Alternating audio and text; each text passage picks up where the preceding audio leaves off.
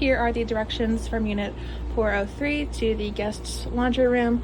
So right here, we're at the bottom of the 403 staircase. You're gonna come here and over the steps. You'll wanna pass this alleyway. You wanna keep going straight. We're gonna walk towards the gravel parking lot that is facing Cannon Street. Right here we have the hostel at the back of it. Just gonna want to keep walking.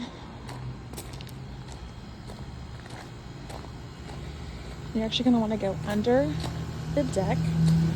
So here you'll see the laundry room door label, the key code. You'll put your key code in, press pound, and here you have the laundry room and everything that you'll need.